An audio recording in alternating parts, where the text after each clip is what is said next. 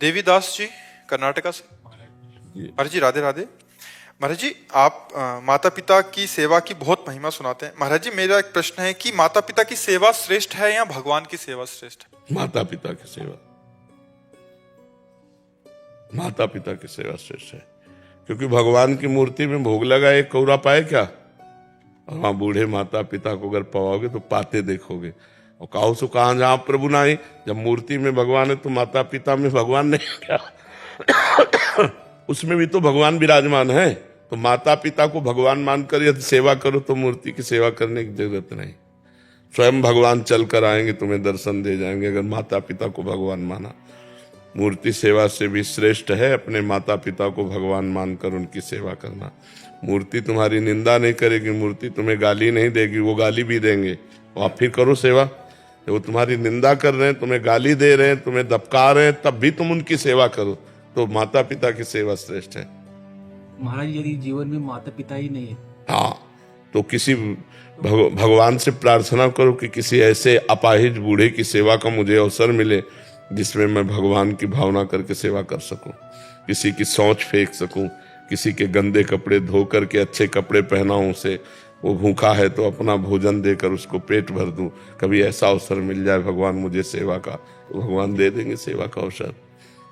भगवान की सेवा से भी बढ़कर है जन समाज की सेवा, माता पिता की सेवा, असमर्थ की सेवा। समझ पा रहे हो आप जी? ये पूर्व जन्म का कौन सा कर्म स्वरूप है हम लोगों को माता पिता का, मतलब नहीं माता पिता रहते, कौन सा कर्म रहता है पूर्व? नहीं, अपने आयु का होता है ना। जैसे हम इतनी आयु में अपने परिवारजनों को खो देंगे, वो खो दें। कितने ऐसे अनाथ बच्चे जिनको पता ही नहीं हम कहाँ पैदा हुए, कौन माता पिता क्या। तो ये हमारे कर्मों का सब फल होता है। कैसे कैसे हमारे कर्म हुए, कैसे कैसे हमारे आचरण हुए जिनका हमें फल प्राप्त होता है। माता पिता का सानिध्य बड़े भाग्य से मिलता है, और वो भी सही माता पिता। नहीं, ऐसे भी माता पिता हैं जो अपने बच्चों का शोषण कर रहे हैं। तो अगर सच्चे माता पिता जो माता पिता के लक्षणों से मिल जाए, हम उनकी सेवा करें, ये तो भगवान की कृपा से होता है। अब कर्मों का इतना बड़ा जाल कि किस कर्म के लक्षण से कितनी अल्पायु उनकी हुई, हमारी अल्पायु का संयोग कितना उनसे हुआ, ये तो ब्रह्मा जाने। हानि लाभ जीवन मरण जस अपजस विधि हाथ ब्रह्मा के हाथ में है कि कौन से कर्म का फल हुआ कि जीव अपने माता पिता को खो दिया, कौन से कर्म का फल हुआ कि जीव आंख खो दिया, कान खो दिया, हाथ अलग अलग नहीं है। तो ये सब बड़ा कर्मों का जंजाल हो। सबको मिटाने के लिए एक ही दवा है, नाम जप। खूब नाम जप करो, भगवान को माता पिता मान लो। जब माता पिता नहीं है तो अपने तुम्हें वो माता च पिता तुम्हें वो बंधुश्च सखा तुम्हें, उन्हीं को मानकर पूजन करो। अंकित यादव जी मऊ से। राधा राधा महाराज। राधे राधे महाराज जी। महाराज जी जैसे आप अपने लक्ष्य के प्रति बहुत दृढ़ हैं, हमने काफी आपके सत्संगों में सुना। तो महाराज जी वैसे हम भी अपने लक्ष्य के प्रति दृढ़ हों जिसमें पाप या बुरे कर्म ना बन पाए, ऐसा दृढ़ता कैसे लाएं महाराज जी? लक्ष्य बन जाने पर है। जैसे तुम्हारा लक्ष्य बन जाए 1 करोड़ रुपया, तो 5 रुपया देने में तुम्हें संतोष होगा क्या? जलन होगी कि 5 रुपया से क्या होगा। वैसे हमारा लक्ष्य बन गया भगवान, तो इन भोगों से जलन होगी, भोगों से शांति थोड़ी मिलेगी। जब तुम्हारा लक्ष्य भगवान नहीं बने तो जो भोग आया उसमें सुख बुद्धि होने के कारण तुम फिसल जाओगे, उसमें गिर जाओगे। और जब भगवान लक्ष्य बन गया तो जो भूमा सुख महान सुख का लक्ष्य बना लेता है, वो अल्प सुखों का त्यागी हो जाता है। ये अल्प सुख है, नाशवान है, क्षणिक सुख है, इनका त्याग करके ही उस परमात्मानंद का अनुभव किया जाता है। तो सत्संग सुनो, नाम जप करो, और गंदे आचरण जिन्हें जानते हो कि नहीं करने चाहिए उनको मत करो, तभी इस मार्ग में आगे बढ़ सकते हो। आपके साथ जैसे रहेंगे महाराज जी, तो मतलब हर समय याद आता रहेगा। लेकिन नहीं, बात यह है कि हम चाहे जहाँ हो, हम प्रभु के पास हैं। कोई ऐसा स्थान नहीं जहाँ भगवान ना हो। समझो बच्चा, हम घर छोड़ करके बाहर निकलते हैं तो किसी न किसी घर का ही सहारा लेते हैं, चाहे वो गुफा हो, चाहे वो कंदरा हो, चाहे वो झोपड़ी हो, चाहे वो महल हो। शरीर को कहीं ना कहीं वास मिल, शरीर को भोजन चाहिए, शरीर को वस्त्र चाहिए, शरीर को औषधि चाहिए, तो संसार का आश्रय लेना ही पड़ता है बच्चा। तो हम संसार से कनेक्शन रखे हुए हैं, संसार से संबंध है। पुत्र रूप में था, उसे त्याग दिया तो शिष्य रूप में आ गया। संसार कहीं जाता थोड़ी, संसार तो बना ही रहता है। हमको संसार में रहते हुए भगवान का भजन करना है, तो भजन हो सकता है। नहीं आप हमारे पास आ जाओ तो भी भजन नहीं बनेगा। वहां से तुम्हें यहाँ का चिंतन होगा, यहाँ से तुम्हें वो घर का चिंतन होगा। वहां हो तो वृंदावन का चिंतन हो रहा है, बढ़िया है। वहां से भगवत चिंतन हो रहा है, ये बढ़िया बात है। यहाँ से घर का चिंतन हो, ये घटिया बात है। तो नाम जप करो, माता पिता की सेवा करो और पढ़ लिख करके धन कमाओ, परिवार का पोषण करो, पूरी जिंदगी जो है परमार्थ में लगा दो, इसी से भगवत प्राप्ति होती है। ये थोड़ी कि घर बार छोड़ करके हम कहीं कोने में बैठ जाए तो परमात्मा चिंतन करके परमात्मा प्राप्ति कर लेंगे, ऐसा नहीं। सब संत महात्माओं को लगना पड़ता है संसार में। जो तुमने भजन किया, जो तुम ज्ञान प्राप्त किए, दूसरों को दो, फिर यहाँ से जाओ। क्योंकि भिक्षा पाई है, वस्त्र पाया है, शरीर का पोषण हुआ है, तो चलो टहल टहल करके सबको पुण्य अपने प्रदान करो, भजन प्रदान करो। देखो संत महात्मा नहीं करते ऐसा। महाराज जी घर में रहते हुए यहाँ के जैसे जो चिंतन यहाँ रहे बने, और ये कैसे महाराज? हमको तो यही लगता है कि अगर भजन करना है तो गृहस्थी में रह के बहुत बढ़िया भजन होता है। उसमें कोई जान नहीं पाता, और अब मेहनत करे, माता पिता की सेवा करे, परिवार की सेवा करे और राधा राधा जपे, कोई परेशानी थोड़ी। बाबा जी बनने के लिए बहुत बड़ा संघर्ष है बच्चा। ऐसे ही मान लो खाए पिए ऐसे घूमे, वो बात अलग है, लेकिन वो ईमानदारी से संत बनने के लिए पूरे जीवन की लड़ाई है, पूरे जीवन की लड़ाई। कहीं भी चूक हो गई तो गिर गया धम्म से, ऐसा समझो। 50 वर्ष ब्रह्मचारी रहा, 5 मिनट में विचार कर लिया, गया पूरे 50 वर्ष का ब्रह्मचर्य गया। अब आज कलयुग चल रहा है, इसमें ब्रह्मचर्य धारण करना, इसमें पवित्र जीवन रहना, समाज में रहते हुए भी समाज से असंग रहना। जैसे जल में कमल का फूल होता है ना, उसी में पैदा होता है, उसी में रहता है, लेकिन असंग रहता है। ऐसे संत महात्मा होते हैं। संत बनना बहुत कठिन है। हम तो कहेंगे कि घर में रह करके माता पिता परिवार की सेवा करते हुए भजन करो, बहुत अच्छा है। ये कलिकाल है, जैसे जैसे बढ़ता जा रहा है वैसे वैसे साधुता का पालन करना बहुत कठिन है। साधुता का भेष तो कोई बात नहीं, बना लेने में कोई देर नहीं लगती, लेकिन साधुता का पालन करना बहुत कठिन है। संतत्व का पालन करना, अपने गुरु परंपरागत आचरणों का पालन करना बहुत कठिन है। इसलिए घर गृहस्थी में रह के भजन करो। आप कभी कर्मों का जब खेल बताते हैं, कर्मों का जब पूरा चक्कर बताते हैं, तो भयभीत हो जाता है मन की। छोटी छोटी बातों से ही अगर किसी का दिल दुखाया या किसी को हमारे द्वारा ऐसा आचरण हो गया तो उसका हमें भोगना पड़ेगा महाराज जी। पर महाराज जी कभी कभी दूसरे पक्ष में देखा जाता है कि कोई बहुत बुरे आचरण कर रहा है और वो बहुत बाहरी उससे देखा जा रहा है कि वो बहुत धन संपदा और कुछ समय के लिए, जैसे उसका रहस्य जो नहीं जानते वो नहीं समझ पाते। जैसे पुण्य अधिक है, पाप कम है, तो हमें पहले पाप भोगाया जाएगा। ये हमारे सृष्टि भागवतिक विधान में है। पहले पाप भोगाया जाएगा, और जहां ये खत्म हुआ तो पीछे का पुण्य और अभी का पुण्य, प्रकाश ही प्रकाश, आनंद ही आनंद, कभी दुख नहीं भोगना पड़ेगा आगे। हाँ, और जिसका पाप अधिक होता है और पुण्य थोड़ा होता है, तो पहले उसे पुण्य भोगाया जाएगा। अब वो पाप करते हुए भी आनंदित है, पाप करते हुए भी सुरक्षित है, पाप करते हुए भी बहुत स्वस्थ है, सब उसकी अनुकूलता है। और जहां उसका वो पुण्य खत्म हुआ और वर्तमान का पाप और पूर्व का पाप लगा, विध्वंस हो जाएगा, मिट्टी में मिल जाएगा, किसी काम का नहीं रहेगा। ये रहस्य, हाँ, आंतरिक ये रहस्य है। देखो महाराज नृग ने इतना दान किया कि दानियों में सर्वश्रेष्ठ नाम पड़ा। उनसे थोड़ा सा पाप बन गया, गाय जो दान न लेने वाले ब्राह्मण की गाय गौशाला आ गई और उन्होंने दान में दे दिया।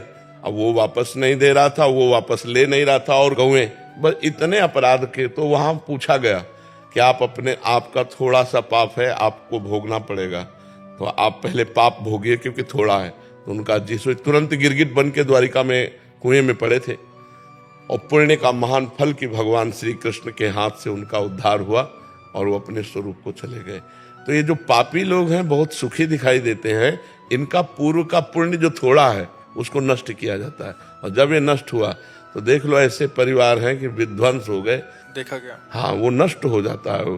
जब पाप का परिणाम आएगा तो नष्ट हो जाएगा। बड़े बड़े संतों को कष्ट में देखा जाता है, क्यों? उनके थोड़े पाप हैं, भोग कर वो भगवान को प्राप्त होंगे। कुंवर जी जो भजन कर रहे हैं वो उनमें काफी प्रश्न भी आते हैं ऐसे, तो फिर तो पूर्व का जो पाप है वो उसको कष्ट दे रहा है। और जहां ये पूर्व का पाप नष्ट हुआ और पुण्य पुण्य का मिलान हुआ, प्रकाश हो जाएगा, आनंदित हो जाएगा। इस विधान को संसारी लोग जानते नहीं, तो कहते ज्यादा धर्म कर्म करोगे तो दुख ही भोगोगे, ज्यादा भजन करोगे तो दुख भोगोगे, क्योंकि पाप करने वाले सुखी हो रहे। ऐसा नहीं, पाप करने वाले के पास तो कुछ बच ही नहीं जाता, फिर पुण्य नष्ट हो। तभी तो किसी काम का नहीं रहता कि यहाँ का सब कुछ नष्ट हो जाएगा, इसके बाद नाली का कीड़ा बनेगा कि भूत बनेगा कि प्रेत बनेगा, क्या बनेगा, कोई परिणाम का पता नहीं। वो तो कष्ट ही कष्ट है आगे। बस आगे कष्ट है। इसीलिए तो शास्त्र में भरा पड़ा हुआ कि होश में हो जाओ, होश में, नहीं तो फिर भोगना ही भोगना पड़ेगा। नरक जाओ, फिर अन्य योनियों में जाओ, उसमें भी बड़ा कष्ट। मनुष्य शरीर में तो कहीं पीड़ा है तो हम वैद्य डॉक्टर से मिल सकते हैं, लेकिन सुअर कुत्ता बनने पर, अरे जिंदा जला के लोग खा रहे हैं, हाथ पैर बांध दिए ऐसे ही लकड़ी में, नीचे से आग लगा दी, धीरे धीरे पक रहा है और उसे खा रहे हैं लोग। बड़ा पाप कर्म करते हैं। पाप कर्म का फल बहुत दुखमय होता है। अब मान लो इस समय हम सुधार में चल रहे हैं, लेकिन पीछे बुरा किया तो भोगना पड़ेगा। तभी लोग कहते हैं अरे बताओ इतने बड़े साधु, इनको कैंसर हो गया, तो भोगना पड़ेगा ना। पूर्व में कर्म किए, अवश्य में भोक्तव्यम कृतम कर्म शुभाशुभम। इसलिए डरो, पाप कर्म मत करो, अच्छे कर्म करो, नाम जप करो, दूसरों का हित करो, इसी में मंगल हो जाएगा। ऐश्वर्या जी मथुरा से। राधे राधे महाराज जी। गुरुदेव, मन कई बार बहुत खिन्न हो जाता है इस माया रूपी संसार से। कई बार अपने ही गहरे घाव देते हैं, परंतु एक माँ हूँ, एक पुत्री हूँ, जिम्मेदारी के कारण विरक्त नहीं हो सकती। कृपया बताएं। नहीं, विरक्त होने ये क्यों सबके दिमाग में बैठ गया कि विरक्त जो हो करके हम सारी झंझटों से बच जाएंगे। नाना प्रकार की सर्दी, गर्मी, बरसात, सब दुखों को सहना। लोग उपहास कर रहे हैं, लोग अपमान कर रहे हैं, उसको भी सहना है। ये संत का जो मार्ग है बहुत कठिन मार्ग है। ये थोड़ी कि हम संत बन गए तो लोगों को ऐसा लगता है संत बनना बहुत कठिन बात है, बहुत कठिन। माया से कैसे दूर? अरे ये माया है, देखो ये माया, ये शरीर माया है, मन माया है, बुद्धि माया है, चित्त माया है, अहंकार माया, अंदर बाहर माया ही माया है। माया कोई गलत नहीं है। जब हम इसका गलत प्रयोग करते हैं तो गलत है। देखो हमारी वाणी है, इससे हम राम कृष्ण बोल रहे हैं या किसी को गाली दे दें, तो गाली देना माया में फंसना, राम कृष्ण बोलना भक्ति में है। ये शरीर है, हम दूसरों का उपकार करते हैं, धर्म पूर्वक चलते हैं, तो यही माया हमारे हितकर है। और इसी से हम जब गलत करते हैं तो जेल और नरक भोगना पड़ता है। माया कोई बुरी वस्तु नहीं है। देखो क्या माया नहीं, माया हवा दे रही, माया माइक से आवाज जा रही, माया बुलवा रही। तो जब हम माया का दुरुपयोग करते हैं तो बुरी चीज है। नहीं, माया का सदुपयोग, अच्छा रुपया है, माया है ना, संत सेवा में लग गया, रुपया है किसी बीमार की सेवा में लग गया, माता पिता की सेवा में लग गया, तो माया ही तो है ना। कितना बढ़िया जगह लग गई। अब वैश्यागमन में रुपया लग गया, शराब पीने में रुपया लग गया, पार्टीबाजी में रुपया लग गया, गलत। माया का गलत प्रयोग ना करो तो भगवान से माया मिला देगी। भगवान की तो माया है ना। आप हमें बताओ माया बुरी कहाँ है? जहां हम बुरे आचरण किए वही माया बुरी है, और बुरे आचरण छोड़ दो तो माया नाम की कोई चीज ही नहीं। भगवान ही भगवान है, कोई माया नहीं। बताओ कहाँ माया है? ये शरीर भगवान का रचा हुआ है, मन भगवान का रचा हुआ। अच्छे आचरण करो, माया नाम की चीज नहीं। लोग गंदे आचरण करते हैं और दोष दे देते हैं माया बहुत बुरी है, माया बहुत बुरी है। नहीं, माया बुरी नहीं यार, तुम बुरे हो, तुम बुरा आचरण करते हो। नहीं तो माया के पास दोनों डिपार्टमेंट है, अच्छे भी हैं और बुरे भी हैं। तो बुरे मत बनो, अच्छे बन जाओ। तो देखो तुम्हें ये कपड़ा है,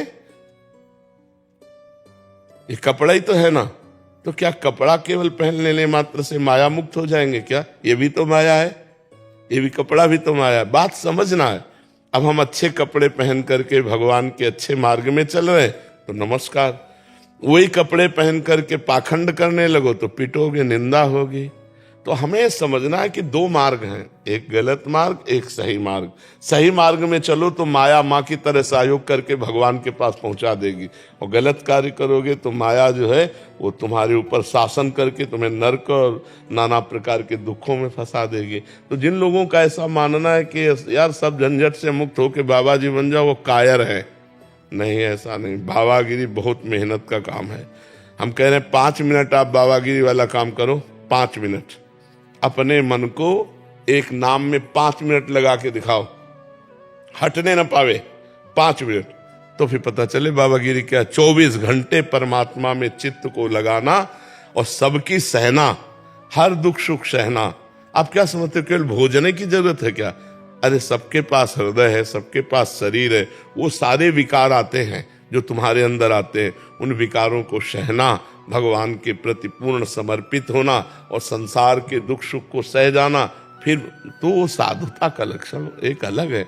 ये मत सोचो कि जरा सी झंझट पड़ी और हम चलो बाबा जी बन जाते। बाबा जी बनकर पाखंड करे तो दुर्गति हो जाती है, इसलिए बहुत सही मार्ग में चलना चाहिए। नहीं तो अपना गृहस्थी में कम से कम हो तो ये तो है कि हम गृहस्थ हैं, और संत बन के पाप करोगे तो कहाँ जाओगे, फिर तो दुर्गति हो जाएगी। इसलिए संत बनने की बाहरी मत सोचो, अंदर से संत बनो, अंदर से आचरण संतों के लिए। अनु ठाकुर जी अमृतसर से, राधे राधे महाराज जी। महाराज जी, आपके सत्संग से पता चला कि हमारी अंतिम मंजिल मृत्यु ही है, तो आत्मा सिर्फ परमात्मा की प्राप्ति के लिए आती है क्या महाराज जी? और जब उसे मार्ग या ज्ञान क्योंकि नहीं हम होता फंस गए हैं ना, तो हमको सुअर कुत्ता बनने पर ज्ञान नहीं हो सकता, भूत बनने पर भजन नहीं कर सकते, पशु पक्षी नाना प्रकार की योनियां हम भजन नहीं। भजन करने के लिए, भगवत प्राप्ति के लिए, आत्मज्ञान के लिए मनुष्य योनि है। मनुष्य योनि के द्वारा ही हम परमात्मा प्राप्ति कर सकते हैं, दूसरा कोई मार्ग नहीं। तो भगवान ने कृपा करके हमको मनुष्य देह दी है कि हम अपने सतमार्ग में चलकर भगवान को प्राप्त कर लें। तो यहाँ आकर हम भूल जाते हैं सतमार्ग। भाई कमा रहे हैं, अपने परिवार के साथ खुश हैं, खा पी रहे हैं, इसलिए आप थोड़ी आए हो। आप तो आए हो कि अपने धर्म का निरपेक्ष होकर पालन करो, भगवान की प्राप्ति करो। तो ये लक्ष्य तो जल्दी समझ में आता नहीं है। अब परिवार के मोह में, संसार के राग में, अभी सोचो कितना संघर्ष है मनुष्य जीवन में। आज आप स्वस्थ हो, आपका दिमाग काम कर रहा है, आपके नेत्र काम कर रहे हैं, आप कान से सुन सकते हो, तो आप अपना उद्धार कर लो। नहीं, कल मनुष्य शरीर में ही ऐसी समस्या आ सकती है कि आप भजन नहीं कर पाओगे। जब शरीर में पीड़ा होती है तो शरीर का चिंतन होता है, भगवान का चिंतन नहीं होता। कोई घटना घट जाए तो उसी का चिंतन होता है, भगवान का चिंतन नहीं होता। यावत स्वस्थमिदम कलेवरम यावच्च दूरे जरा, जब तक बुढ़ापा दूर है, शरीर स्वस्थ है, कोई दुर्घटना नहीं घट रही, तब तक भजन कर लो। नहीं, किसी के साथ भी घट सकती है। ये बड़ा जीवन संघर्षमय है, बड़ा संघर्षमय है। तो कैसी कैसी परिस्थितियां संसार में आनी है, इन्हीं से मुक्त होने के लिए हमें नाम जप, भगवान का आश्रय और धर्म से चलो। बख्शेंगे नहीं भगवान, इतनी बात समझ लो। अवश्य में वो भोक्तव्यम कृतम कर्म शुभाशुभम। यदि तुम पाप कर्म करोगे तो चाहे जितना दान पुण्य कर लो, वो एक डिपार्टमेंट हो गया। पाप कर्म तुम्हें दुख देगा, तुम्हें भोगना पड़ेगा। तो हम भजन करके इतना साहस प्राप्त कर ले, इतना ज्ञान प्राप्त कर ले कि दुख हमें परास्त न कर पावे। मनुष्य जीवन बड़ा दुखमय है। निकल जाओ तो निकल जाओ, नहीं फिर गए 84 लाख योनियों में। यही थोड़ी कि अब अगली बार फिर मनुष्य बनोगे, पता नहीं क्या बनना पड़े। सुप्रिया जी असम से, राधे राधे राधे राधे। महाराज जी आपके चरणों में कोटि कोटि प्रणाम। महाराज जी, मैं केवल बाहरी नियमों में ना फंसी रह जाऊं, इसलिए पूछ रही हूँ कि सच में आध्यात्मिक रूप से आगे बढ़ रही हूँ, इसको मैं कैसे पहचानूं? जब भोग वासनाएं कम होने लगे, जब कोई गाली दे हमें बुरा कम लगे, जब कोई सम्मान दे अच्छा ना लगे, किसी से मोह ना रह जाए, किसी भी भोग सामग्री की उपस्थिति में भोगने की इच्छा ना हो, सुख दुख में समान भाव होने लगे, तो जान लेना कि हमारा अध्यात्म बढ़ रहा है, हम अध्यात्म की उन्नति को प्राप्त हो रहे हैं। अगर ये लक्षण नहीं है तो अध्यात्म की उन्नति नहीं है। हमारा भजन ठीक चल रहा है, इसकी हमारे अंदर पहचान है कि हमें मान अच्छा नहीं लगता, किसी से मोह नहीं है, कोई भोग की नवीन भोग भोगने की इच्छा नहीं है, भोगों के सानिध्य से हमारे अंदर कोई हलचल नहीं है, सुख दुख में समान भाव है, निरंतर भगवान की स्मृति में डूबा हुआ है। ये है परमार्थ की उन्नति के लक्षण। सांसारिक होने से मोह कैसे छूटे? भजन में सब सामर्थ है, भजन करो सब ठीक हो जाएगा। एक है साधे सब सधे और सब साधे सब जाए। एक पकड़ लो, जो गुरु जी ने नाम दिया वो नाम निरंतर जपो। प्रत्येक कवल में भोजन पाने से जैसे क्षुधा निवृत्ति, तुष्टि और पुष्टि होती है, लेकिन जब पेट भर जाता है तब समझ में आता है ऐसे ही भजन प्रत्येक एक एक नाम में सामर्थ्य है। संसार से वैराग्य, भगवान से प्रेम और स्वरूप का बोध, ये एक एक नाम से होता है। पर जब कम से कम 18 घंटे भजन होने लगे, निरंतर भगवदाकार वृत्ति, तब समझ में आएगा। संसार से वैराग्य, भगवान के चरणारविंद में प्रेम और तत्व का ज्ञान अपने स्वरूप का स्वतः हो जाएगा। आप केवल भजन करते रहो, पाप कर्म ना होने पावे और सतत भजन हो रहा है तो तत्वबोध अपने आप हो जाएगा। गुरु आज्ञा में रहे तो सब ठीक हो जाता है। महेंद्र जी, महाराज जी आपके चरणों में कोटि कोटि प्रणाम। महाराज जी, मैं आपको अपना गुरु मानता हूँ। महाराज जी, आपकी कृपा से शांत और आनंदपूर्वक जिंदगी जी रहा हूँ। गुरुदेव भगवान, धर्म के पैसे का मोह और अपने बच्चों का मोह खत्म नहीं हो पा रहा। महाराज जी, इससे बाहर निकलने का अभी शांति का परिचय ही नहीं मिला। जैसे आपने कहा हम शांति और आनंद में जीवन जी रहे। शांति और आनंद में जीवन तो तत्व ज्ञानी जीता है। जिसको भगवान के तत्व का बोध हो गया है वही शांत हो जाता है। श्रद्धावान लभते ज्ञानम तत्परा संयतेन्द्रिया ज्ञानम लब्ध्वा पराम शांति मचिरेणादि गच्छति। जो श्रद्धावान पुरुष है वो शास्त्र का ज्ञान जब प्राप्त करता है तो अपनी इंद्रियों पर विजय प्राप्त करता है। संयतेन्द्रिया, इंद्रिय विजयी होता है। और जो इंद्रिय विजयी होता है उसे जो ज्ञान प्राप्त होता है वो परम शांति को प्राप्त होता है। आनंद भगवान का स्वरूप है, शांति भगवान का स्वरूप है। शांताकारम, भगवान शांत है, भगवान आनंद में है। तो यदि आप शांत है और आनंद है तो आपकी स्थिति भगवान में होनी चाहिए। रुपया, पैसा, घर गृहस्थी, परिवार, ये अशांत स्थिति है। अगर हम रुपये में प्रेम करते हैं तो हमारा चित्त अशांत रहेगा। यदि हम जननी जनक बंधु सुत दारा तन धन धाम सुहृद परिवारा, इनमें प्रेम करते हैं तो हमारा मन अशांत रहेगा। तो जिसने भी प्रश्न किया, किसने प्रश्न किया, तो जो आपने कहा मैं बहुत शांत और आनंद हूँ, तो शांत और आनंद नहीं, भोगों का सुख देख करके, भोगानंद को देख करके आप शांति महसूस कर रहे हैं नहीं। जब शांति होगी तो सब धन नष्ट हो जाए, सब परिवार के जन पधार जाए तो भी आपके हृदय में कोई फर्क नहीं पड़ेगा। इसे शांति कहते हैं। तो इसलिए नाम जप करो, नाम जप भगवान का और संतों का संग, उनकी वाणी सुनो और गीता और भागवत ऐसे शास्त्रों का स्वाध्याय करो। और इसका नाम मृत्यु लोक है, ये याद रखो। यहाँ सब मरेंगे, चाहे जितना प्रिय अपना शरीर हो या प्रिय दूसरा शरीर हो, इनको मरना पड़ेगा। अब कब मरेंगे इसकी कोई तिथि तारीख अपने को पता नहीं, इसलिए तैयार रहो हर समय कि कभी भी कोई बिछुड़ सकता है, यहाँ कभी भी कुछ हो सकता है। बहुत संकटपूर्ण देश में हम रह रहे हैं, इसका नाम मृत्यु लोक है। यहाँ कुछ भी हो सकता है, कभी भी हो सकता है। इसलिए नाम जप न छूटने पावे। नाम जप अगर भगवान का चल रहा है, मंत्र जब चल रहा है, हमारा शरीर पूरा हो गया तो हमें भगवान की प्राप्ति होगी, वास्तविक शांति की प्राप्ति हो जाएगी, वास्तविक आनंद की प्राप्ति हो जाएगी। नाम जप करते रहोगे तो संसार का जो राग है वो तुम्हें बांध नहीं पाएगा।